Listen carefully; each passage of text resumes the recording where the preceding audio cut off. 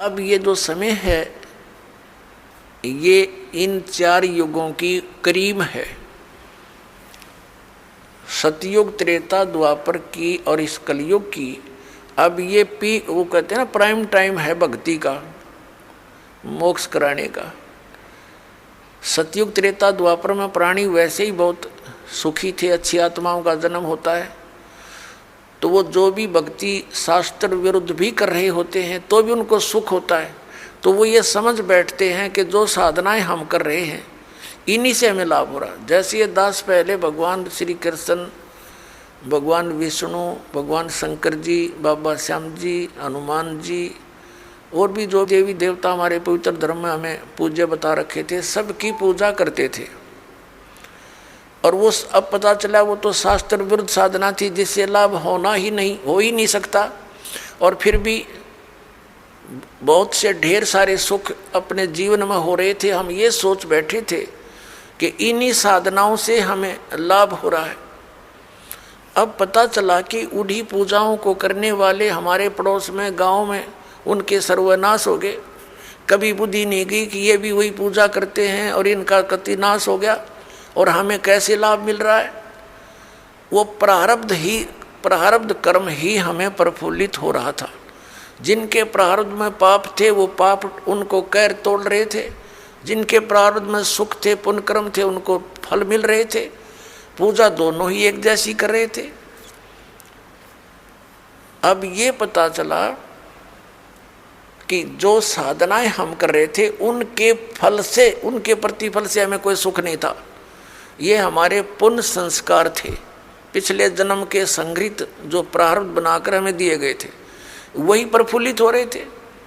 और एक ऐसे भी देखे हमने जो राम नाम का आसपास भी नहीं, गुट्टी लावें, सारा दिन बकवाद करें, ताश खेलें, कोई राम नाम का जिक्र करे, उसका मजाक करें, और उनके ठाठ हैं, उनकी गाड़ियाँ चलती हैं, ट्रक चलते हैं और वो कुछ भी ना कर रहे। तो अब पता चला तत्व ज्ञान की रोशनी में कि वो सर्व उनको प्रारब्ध ही प्राप्त है। आगे उनका भट्ठा बैठेगा एक कदम, जब तक पिछले जन्म की बैटरी चार्ज है इन्वर्टर की। जिस प्रकार इन्वर्टर की बैटरी चार्जड है और फिर चार्जर लगा नहीं रखा, तो वो जब तक उसकी अक्षमता है उसके अंदर वो चलती रहेगी, काम करती रहेगी,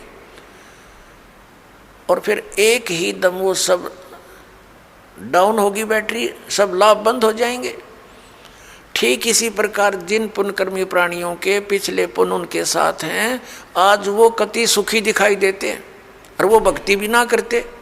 वो भक्ति भी नहीं करते और करते हैं तो शास्त्र विरुद्ध कर रहे हैं, और वो फिर भी सुखी नजर आते हैं। तो उनको ये भ्रम हो चुका है कि हम जो पूजाएं करते हैं ये हमारी इस भक्ति के प्रतिफल में मिल रहे हैं। तो ये उनकी भूल है। इसी प्रकार सतयुग, त्रेता, द्वापर में सभी प्राणी, वो बहुत पुण्यकर्मी प्राणियों का जन्म उन युगों में होता है। तो उनके पूर्व जन्म के संस्कारों से उन्हें लाभ मिलते रहते हैं। वो सोचते हैं हम सुखी हैं इसी साधना से। तो उनको कोई कहे कि ये पूजा छोड़कर ये करो, वो नहीं मानते। दूसरा कारण उस समय क्या रहा कि उस समय शिक्षा नहीं थी। शिक्षा के अधिकारी केवल एक ब्राह्मण वर्ण के व्यक्ति होते थे, वही पढ़ते थे, वही अपने बच्चों को शिक्षा देते थे आध्यात्मिक ज्ञान की। अध्यात्म संस्कृत के पढ़ने का किसी को अलाउड नहीं करते थे। वैसे पाठशालाओं में पढ़ा जरूर जाता था, लेकिन अध्यात्म मार्ग का ज्ञान उनको नहीं दिया जाता था, ना उनको अधिकार होता था सदग्रंथों को पढ़ने का। जैसा भी वो बताते थे उसी आधार से वो केवल क्रिया ही करते थे। गुरुजी ने जो मार्गदर्शन किया उसी तरह वो क्रियाएं करते रहे। और दूसरा ये था कि उस समय एक वेदों को ही आधार मानकर ज्ञान दिया जाता था, अन्य कोई शास्त्र या कोई विचार कोई व्यक्त नहीं करता था। कोई शास्त्र सदग्रंथ अन्य नहीं था वेदों के अतिरिक्त। तो उनको कोई शंका संशय नहीं था, और उनको जो मार्ग बताया जाता था वेदों अनुसार ओम नाम का जाप ही ऋषि लोग दिया करते थे, और कोई अन्य मंत्र नहीं देते थे। जैसे ये ओम नमः भागवते और ओम नमः शिवाय आदि ये मंत्र नहीं जाप करते थे, वो तो बाद में करने लगे हैं लोग। तो केवल ओम नाम का जाप और 500 यज्ञ ये ऋषि जन करते और करवाते थे। तो उस समय जो साधना वो ओम नाम का जाप और गुरु परंपरा से करते थे, उनको भविष्य की पुण्य तो एकत्रित होते थे, लेकिन लाभ उनको पिछले ही संस्कारों से मिल रहा होता था। ओम नाम के जाप से उनको क्या लाभ होता था? ब्रह्मलोक प्राप्ति। जैसे आपने श्री महावीर जैन जी के जीवन में बहुत बार दास ने दिखाया है, वो महापुरुष तो वेदों अनुसार साधना करते थे, जिस कारण से 80 लाख बार तो वो देवता पद को प्राप्त किया उन्होंने। और फिर कितना कैर टूटा पाप के कारण, 60 करोड़ बार गधा, 30 करोड़ बार कुत्ता और बिल्ली हाथी, पता नहीं कितनी बार उन्हें ऐसे कष्ट भोगे। तो ये विधान है यहाँ के भगवान का। तो सतयुग त्रेता द्वापर में कोई भी प्राणी परमात्मा के इस ज्ञान को ग्रहण नहीं कर सकता। कोई ये कहे कि ब्रह्म से ऊपर भगवान है, और कोई ये कहे कि श्री कृष्ण और राम से ऊपर कोई शक्ति है, विष्णु और ब्रह्मा से ऊपर शक्ति है, तो सतयुग त्रेता द्वापर में लोग नहीं मानते, क्योंकि वो स्वयं सुखी होते। और इब कलयुग में क्या है, इस काल न करी थी हेरा फेरी हमारे साथ। क्या हेरा फेरी की थी कि परमात्मा से कहा था कि जब तुम्हारा वो प्राइम टाइम आवेगा कलयुग में पार करने का, तो उससे पहले मैं अनेकों पंथ, अनेकों मजहब बना दूंगा, सबको भ्रमित करवा दूंगा, मंदिर मस्जिद गुरुद्वारे और इन तीर्थों तक सीमित कर दूंगा, श्री राम कृष्ण देवता आदि पर पूर्ण दृढ़ कर दूंगा। और जब तेरा कोई संत आएगा, तेरा अवतार आएगा इस अज्ञान का नाश करने के लिए, तो उसकी कोई नहीं सुनेगा। इसलिए काल ने कलयुग का समय परमात्मा से मांगा था कि कलयुग में आप कितने ही प्राणी मुक्त करा लेना। परमात्मा को पता था, कबीर परमेश्वर जी को, कि सतयुग त्रेता द्वापर में ये प्राणी दुखी नहीं होंगे, इनके पुण्य इनके साथ रहेंगे, ये मेरे विचारों को कतई नहीं मानेंगे।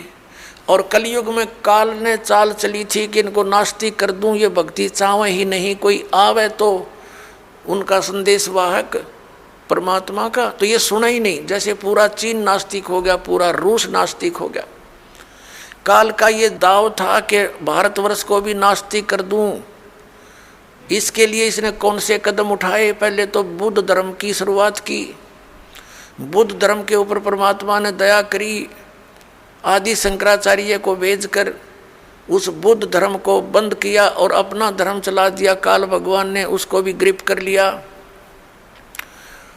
उसने श्री कृष्ण, श्री राम, श्री शंकर जी को सुप्रीम पावर बताकर हमारे ऊपर ये पूरी साधनाएं थोप दी, और फिर साथ में मंदिर, ये तीर्थों और ये धामों की पूजाओं पर लगा दिए, बंदरों की पूजाओं पर। अब परमात्मा बड़े दयालु हैं, ये भी उनका एहसान है श्री आदि शंकराचार्य जी का कि उसने हमें नास्तिक होने से बचा दिया। यदि बौद्ध धर्म भारतवर्ष में फैल जाता तो चीन जैसी दशा आज हमारी होती, हम राम नाम बोल भी नहीं सकते थे।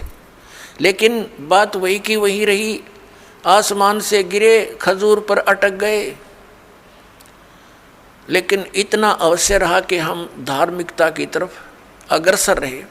अब काल ने फिर दूसरा दाव खेला नास्तिक बनाने का। ये जितना राधा स्वामी पंथ, जय गुरुदेव पंथ, विनोद वाला राधा स्वामी पंथ, ताराचंद वाला, और ये सच्चा सौदा सरसा और जगमाल वाली वाला, और ये अड़क यहाँ पर निकट सी है हिसार के पास है गंगुआ, और ये ठाकुर जी और ये कृपाल सिंह जी, ये सारे एक ही कुएं का जल है। श्री शिवदयाल जी के विचारों से प्रभावित हैं, उसी के आधार से प्रचार करें। अब ये क्या करते हैं, जैसे अपने हिंदू धर्म के सबके घरों में एक जोत जला करती देसी घी की, ये तो आम देखा होगा आपने। तो इन्होंने राधा स्वामी, धन धन सतगुरु वाला ने और जय गुरुदेव वालों ने और ये ताराचंद वाला ने वह भी बंद करवा दी। नो कही ये जोत नहीं जलानी, हमने तो अंदर जोत जलाएंगे। बताओ, वो थोड़ा बहुत तो हवन यज्ञ का लाभ था, होना था, पुण्य बनना था, वो भी बंद करवा दिया। और इनका ज्ञान आपके पास है, वो कैसे वचन सुनाते हो, सतनाम वही सतनाम है, वही सतपुरुष, वही सार शब्द, वही सार नाम, वही सचखंड, वही सतलोक, वही राधा स्वामी। ये इनकी अकल देखो। इन ज्ञान तो सब सदग्रंथों से अलग कर दिया। इनकी एक और थ्योरी है। इनके महापुरुष कहते रहे हैं कि हमने वेदों और गीता को पढ़ने की आवश्यकता नहीं, हमारा ज्ञान तो इनसे आगे का है। जो थोड़ा बहुत गीता जी को नित्य पाठ करके ज्ञान यज्ञ का लाभ मिलना था वो बंद करवा दिया, इन ग्रंथों से नफरत करवा दी। तो ये पक्के काल के दूत थे। अब कुछ वर्षों के अंदर आप देख लेना, अगर ये नहीं इस मार्ग पर लगे तो सब नास्तिक हो जाएंगे, चीन जैसी स्थिति हो जाएगी इन लोगों की। लेकिन अब परमात्मा दया करेंगे, सबको ये ज्ञान स्वीकार करना पड़ेगा, नहीं तो इस मनुष्य जीवन को नाश करके वो बहुत कष्ट उठाएंगे जो इस ज्ञान को स्वीकार नहीं करेंगे। दास कोई उनकी बुराई में नहीं बोल रहा, इस दास को ये पता चल गया कि ये सभी हम एक पिता की संतान हैं, और यहाँ का जो काल भगवान है वो नहीं चाहता कि इनको यथार्थ ज्ञान हो। सदग्रंथ हमारे पास है और गुरु हमने बना रखे, हमारे हिंदू धर्म के गुरु हमें नहीं बता पाए सदग्रंथों में क्या प्रमाण है, इसके विरुद्ध लोक वेद सुनाकर हमारा बट्ठा बैठा दिया इन्होंने। तो दास का उद्देश्य सभी पुण्यकर्मी प्राणियों से है, यही है कि आप जी सच्चाई को ग्रहण करें, पूरा अच्छी तरह जांच करें जो दास शब्द बोलता है, और फिर इस तत्व ज्ञान को ग्रहण करें और अपना कल्याण करवाएं।